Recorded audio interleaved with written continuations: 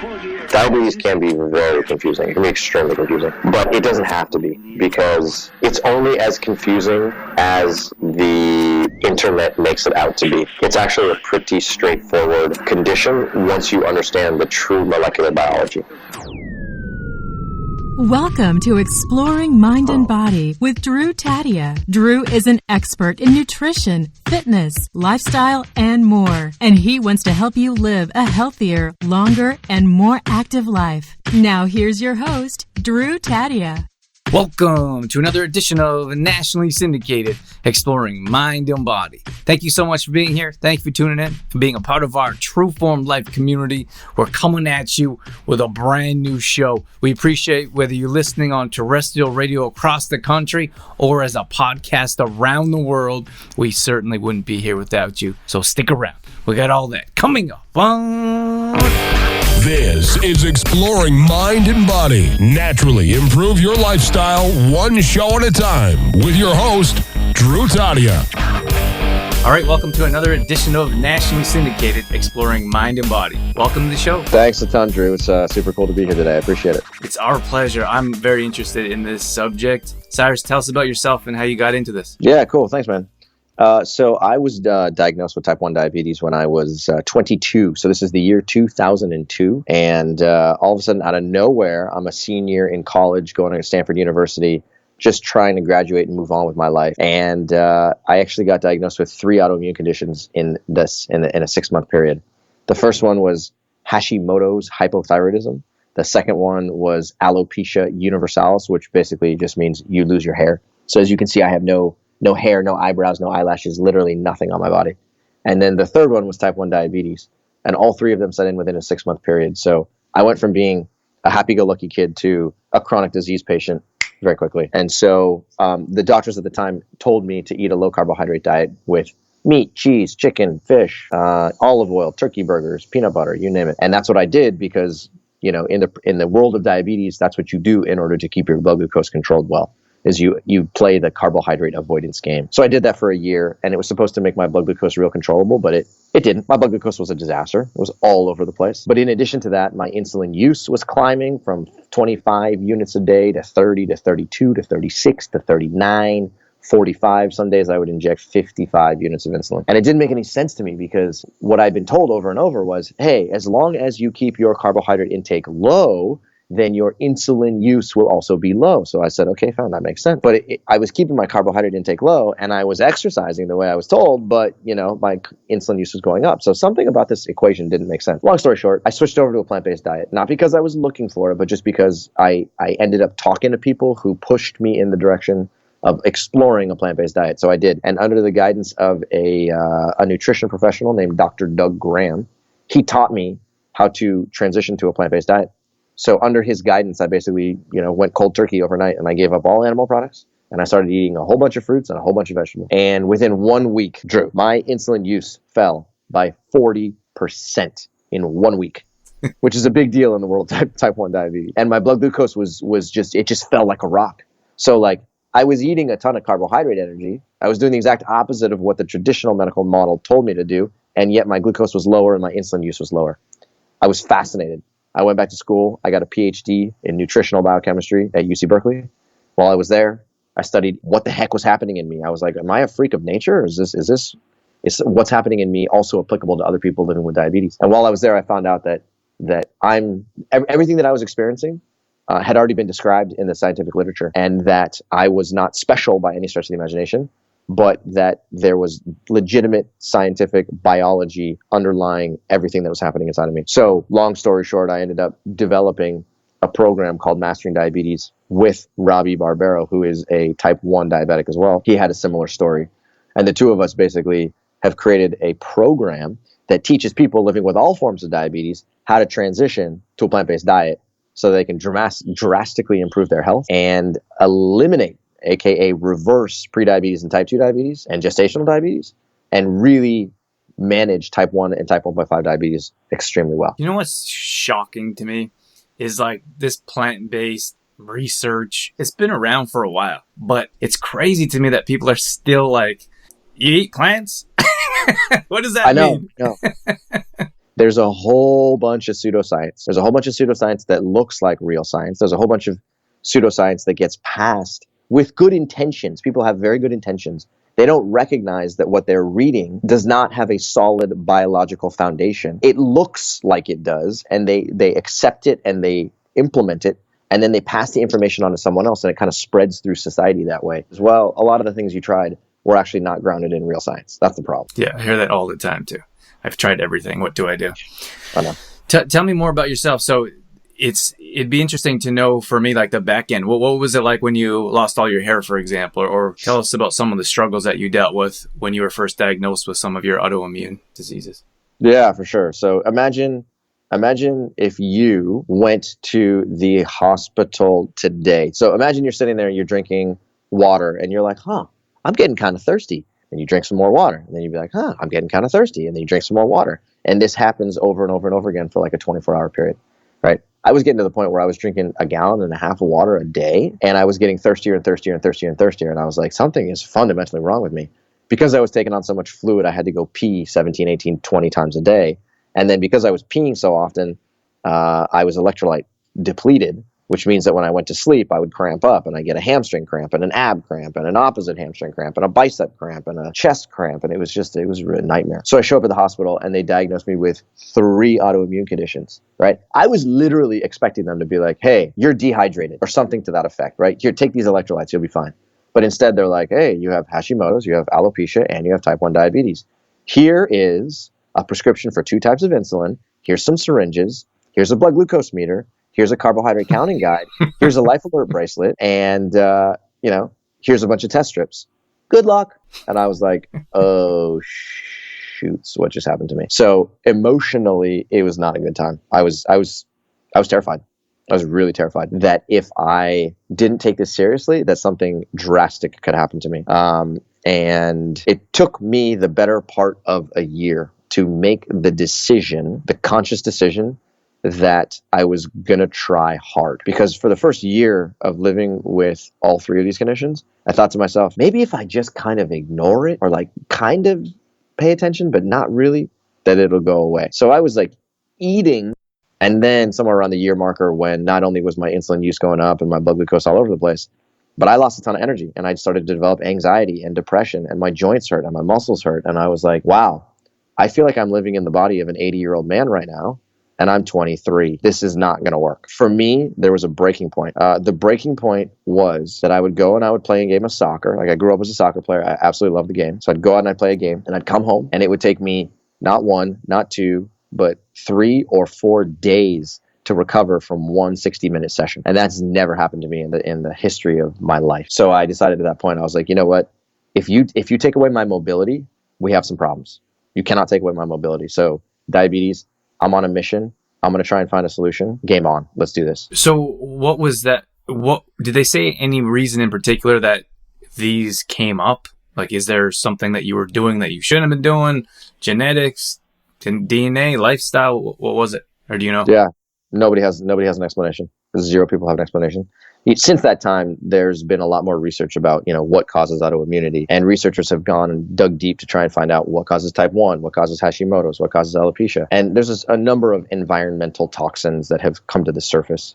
In the case of type 1 diabetes in particular, there's this fascinating research that shows that children who transition so sometimes children cannot be breastfed from their mothers because their mothers have a difficult time producing milk, or it's hard to do so. So a lot of mothers do it with the right intent, and they say, okay, you can't get milk from me. Let's switch you to formula. What's supposed to happen is that an infant is supposed to get breastfed for a minimum of 1 year. And that's an opportunity for the mom to basically, feed the baby with high quality, nutrient dense breast milk, but then also pass a good portion of her immune system to the child. The problem is that if a child gets switched from, breast milk to cow's milk at a very young age, before 1 year, the chances of developing type 1 diabetes goes through the roof. It goes up dramatically. And so there's actually some research that shows that if you take twins and you feed one of them you breastfeed one of them for at least a year, and then you take the other one and you don't breastfeed them, that the one that's not breastfed actually can develop type 1 diabetes at a higher rate. Wow. So that's one thing. And then in addition to that, there's another mycobacterium, or bacteria that looks like a fungus. And it's this thing called MAP, Mycobacterium avium paratuberculosis. Don't remember that. MAP is a bacteria that grows inside of the intestinal tract of cows that are it's a pathogenic bacteria, and it grows in the intestinal tract of cows that are, in industrial feedlots. So it causes a condition called Jones disease inside of those animals, and that's a fatal condition for them. It causes muscle wasting, and they can die.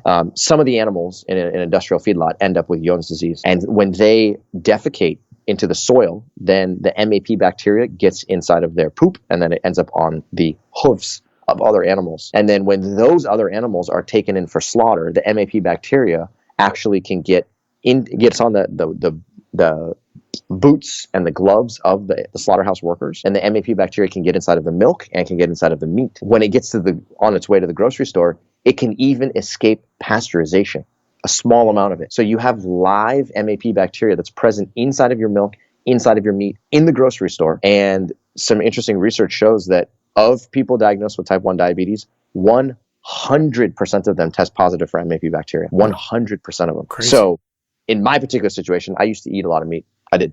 So I wouldn't be surprised if MAP is something that I test positive for and potentially causational in type 1 for me. All right, so let's get into the meat and potatoes, if you will. Maybe minus the meat and potatoes. Yeah, minus the meat, add the potatoes. Tell me about mastering diabetes. Tell me about some of the solutions that you found that hopefully some of our listeners can learn from. For sure. So there's this thing called insulin resistance, which I'm sure you've probably heard of and read about.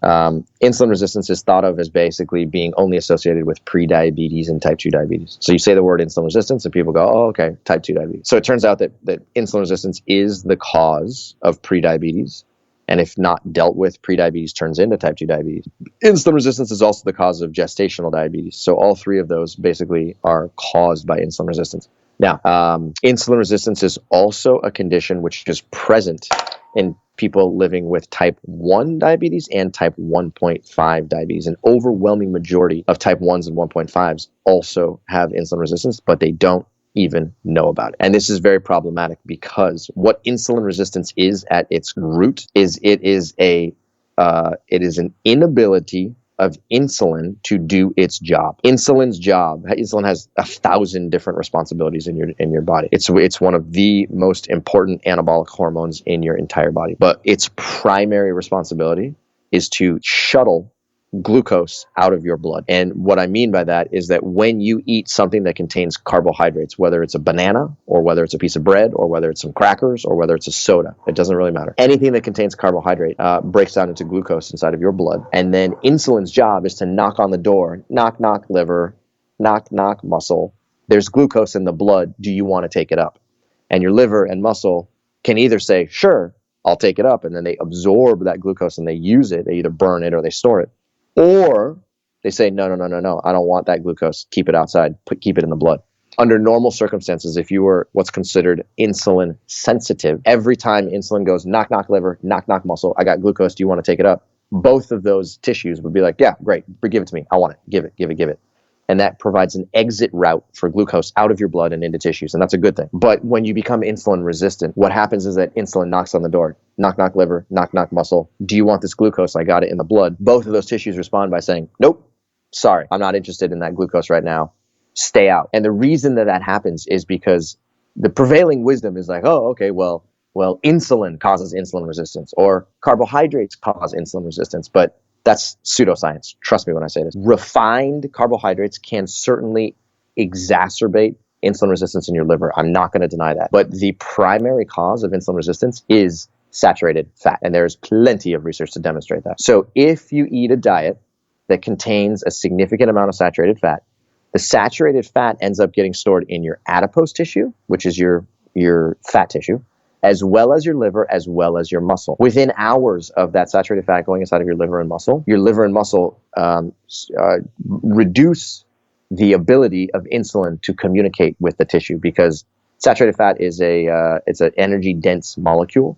And when a significant amount of saturated fat gets inside, both your liver and muscle will say, whoa, whoa, whoa, whoa, hold on, stop. I don't want too much of this stuff. I just want a little bit. Don't give me too much more. So they basically wage war against insulin, if you will. So the next time you eat something carbohydrate rich, insulin just doesn't work as well. So the traffic jam goes, eat saturated fat, develop insulin resistance, then try and eat something carbohydrate rich and end up with high blood glucose. So you literally have a metabolic traffic jam. But what people do, unfortunately, is they eat a potato or they have some bananas and they look at their blood glucose meter and they go, now I have a high blood glucose. I guess potatoes are bad for me. I guess bananas are bad for me. Darn you, carbohydrates. I told you I can't eat you. So they stop eating carbohydrates and they eat more of the thing that's actually causing the insulin resistance traffic jam in the first place.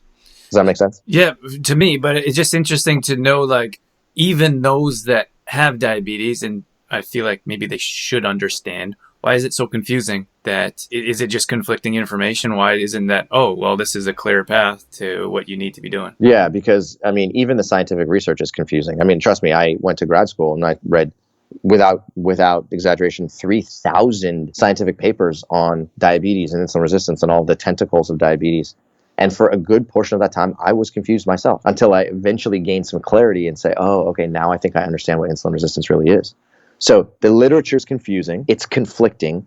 Doctors are confused. Doctors are conflicted. The American Diabetes Association doesn't have very good recommendations. The blogosphere is confusing. Instagram is confusing. YouTube is confusing. So your average person tries to get information from the internet and they see a whole bunch of different conflicting things. And a lot of people are just like, you know what? Even these guys can't agree. I don't know. I don't really care. I'm just going to eat potato chips and sit on the couch. Right?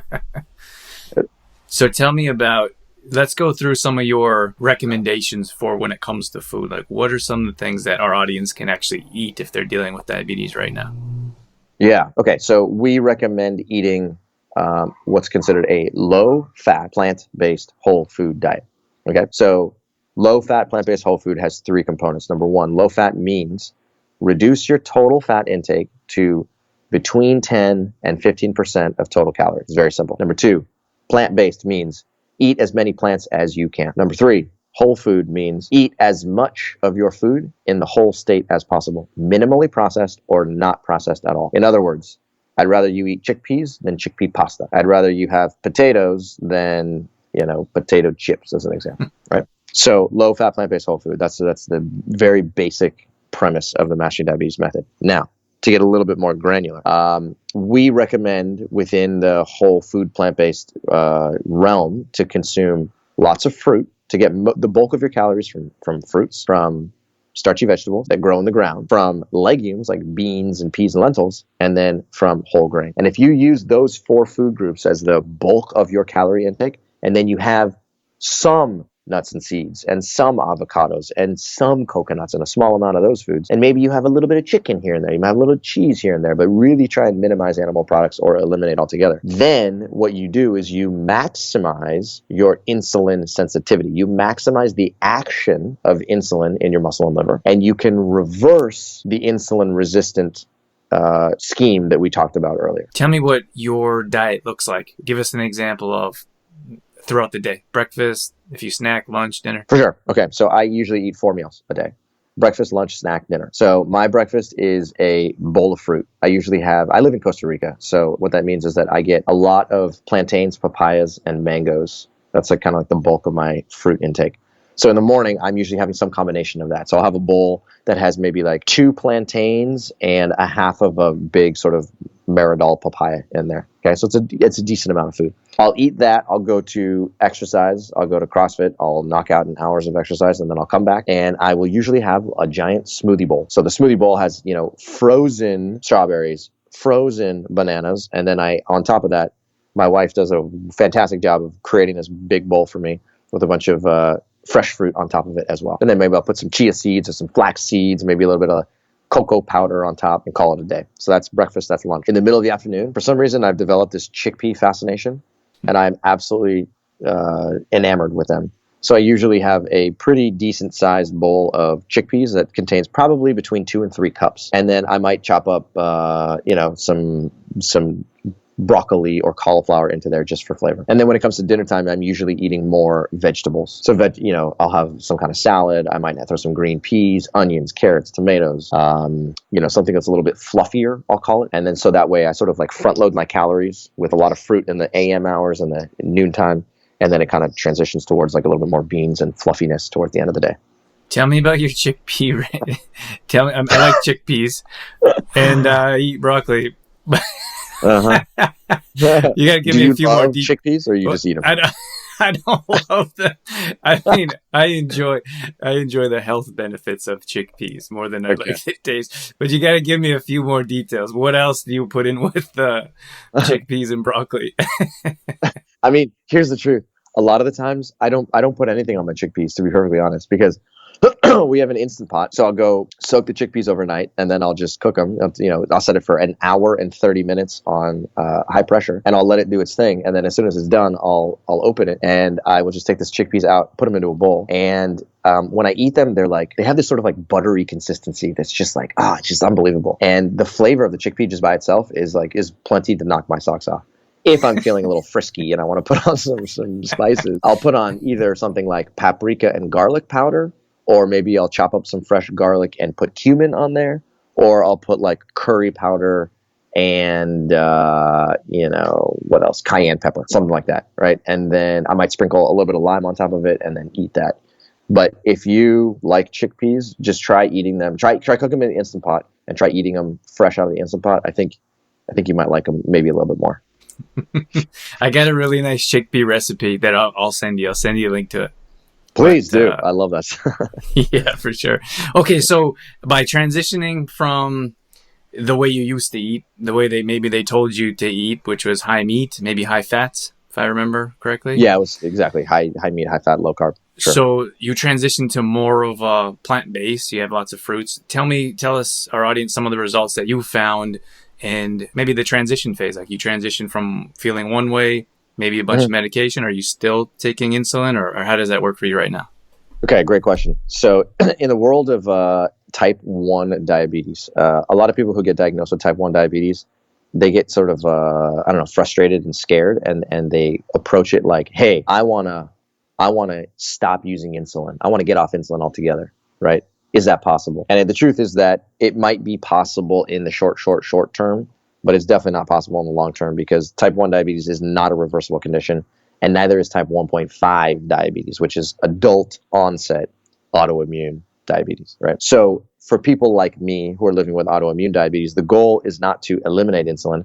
The goal is to inject a physiologically normal amount of insulin. And what that means is that based off of your height and based off of your weight, you can plug those numbers into a calculator and it can tell you approximately what your physiological normal amount of insulin is. I'll give you the calculation. For me, I'm 160 pounds. Okay, so you take 160 and I'm trying to remember the calculation off the top of my head. Take 160, you divide it by 2.2 to get your body weight in kilograms. So I'm 72 kilograms. And then you multiply 72 times 0.6. So 0.6 right there tells you that I should be injecting 43 units of insulin per day. That would be considered a physiologically normal amount of insulin. When I was first eating this, low carbohydrate diet, I was all the way up there. I was at 43, 45, 50, 55 units a day. And I was like, this is a lot of insulin. This is a lot of insulin given the amount of carbohydrate I'm not eating. By transitioning to a low-fat, plant-based whole food diet, within the first week, my insulin use went from like 45, 50 units a day down to 25 units a day, right? So a massive drop in a short period of time. And that is basically what's considered below a normal physiological amount of insulin, which is okay, because I'm still getting a sufficient amount of insulin inside of my blood every single day. Now, in addition to just using less insulin, my blood glucose is way more controllable. I mean, way more controllable. So the anxiety associated with managing my blood glucose is pretty much gone at this point. Okay, and it left pretty quickly. In addition to that, my muscles became more fluid. And by that, I mean I could go out and I could work out harder, faster, stronger, and I could recover quicker. And for me, that's just pure gold. In addition to that, I was more hydrated. My mood was better. I was just a happier individual. And I also noticed that my digestion changed dramatically. So over the course of a 3-month period, there was like a civil war happening inside of my microbiome. I mean, the smells that were coming out of me and the sounds were like unbelievable, right? Maybe the chickpeas. So I wasn't even eating chickpeas at that point. But it was a pretty rapid transition from like a meat heavy diet to a plant-based diet. And over about a 3-month period or so, I got to a point where I was like much better digestive health. So less bloating, less gas, less constipation. And as a result of that, my digestive health is like dramatically transformed at this point. So there's direct, insulin and glucose related effects, but then there's also a whole bunch of indirect improvements. A couple other things that I did notice is that my body odor basically went away. I don't really have body odor. Every so often I do, but I used to have body odor all the time, and I used to use deodorant. And now I just I don't even think about it. I haven't bought deodorant in 20 years. In addition to that, I used to bleed on my gums when I would brush my teeth. Every so often I'd get like blood on my toothbrush. I was like, oh, whatever. Yeah, I'm getting older. That hasn't happened in years, right? So I think I'm just less inflamed in many different, organs, many different tissues. And there's these sort of like small telltale signs of it. And the last thing I'll say is that I have a lot of energy. I got a ton of energy, and I wouldn't trade that for the world. Man, Cyrus, I feel like we're only scratching the surface here, but we are running out of time here. I want to ask you if there's anything that we missed that you wanted to mention before we start wrapping things up here. Yeah. So the one sort of take-home message I would say here is that diabetes can be very confusing. It can be extremely confusing, but it doesn't have to be, because it's only as confusing as the internet makes it out to be. It's actually a pretty straightforward condition once you understand the true molecular biology, right? So in our book, Mastering Diabetes, we teach you the molecular biology, and we're not doing it as if you're in a college. We're trying to dumb it down so that it's very straightforward and very understandable. The main message I would give to all of your listeners here is that carbohydrates are not the enemy. Carbohydrates never were the enemy. Carbohydrates never will be the enemy. And this anti-carbohydrate propaganda that exists all over the internet is misguided, okay? And as the caveat, I am not talking about refined carbohydrates. I'm talking about whole carbohydrates from fruits, root vegetables, legumes, and whole grains. So if you're confused about whether you can eat carbohydrates or not eat carbohydrates, I would recommend picking up a copy of the book, Mastering Diabetes. You can see on the screen here. You can get it on Amazon. You can get Barnes & Noble. You can get it wherever you want. You can get the Kindle version, the audiobook, you name it. Read the book, listen to the book, and learn diabetes inside and out. When you do, your entire understanding of what you can eat and what you maybe shouldn't eat very much of will change. And hopefully you can set yourself up for success today, and then also minimize your long-term chronic disease risk. That's the key. Reverse diabetes and insulin resistance today. Set yourself up for success 30 years into the future, and that's what we can promise. Tell us more about your book, or how they can, maybe, I don't know what other services, do you work with people? Is there some place that can they check your website out for more details? Tell us about that. Yeah, for sure. So we have a website, masteringdiabetes.org. So if you just go there, what you'll see is that we have a coaching program, and the coaching program is specifically designed to teach people how to transition to a plant-based diet. So we have a team of expert coaches, and the coaches here have an in-depth understanding of all the caveats of transitioning from a sort of meat-heavy or low-carbohydrate diet to a plant-based diet, specifically for diabetes. So masteringdiabetes.org is the place to go. And there you can, if you want to join a coaching program, we'd love to have you join our community. There's also, if you want to just do it by yourself, we have a do-it-yourself program, which doesn't require any human-to-human interaction. We also run an online summit every year, and you can get recordings of previous conversations with the top doctors in the world of plant-based nutrition, and you can learn from all of them as well. So there's many resources. We have a scientific blog where we're writing information all the time about different aspects of diabetes. We got recipes, you name it. So think of it as like your one-stop shop, one-stop playground. Come hang out, learn as much as you can, and reach out to our team if you need any help. Fantastic, Cyrus. That was awesome. Thank you so much for shining some light on this. Absolutely. Thanks for having me. It's our pleasure. All right, that's going to wrap things up for this edition of Exploring Mind and Body. Once again, thank you so much for being here. Thank you for tuning in and being a part of our True Form Life community. You can always find us on facebook.com/trueformlife. We post up there a couple times a day on our story. We're always trying to bring you more content around living a healthy lifestyle, whether that be nutrition, fitness, lifestyle, and more. We also have free challenges that we do at least once a month. So if you follow us along there, you'll be able to join maybe a plank challenge or a squat challenge, Tabata challenge, challenge, whatever it may be. We'd love to have you join us. We're also on Instagram.com/DrewTadia. Again, we're posting up there a couple times a day along with our story, all dedicated to keeping you fit and healthy and on track. Our main website is trueformlife.com. If you want to check out some of our products, some of our services, or if you just want some great content from videos to blog posts and recipes and more, we got all that at trueformlife.com. Once again, thank you so much for being here. That's it. That's all I got. I'm out of here. As always, I'm your host, Drew Tadia, in health and fitness for a better world. Thanks for listening.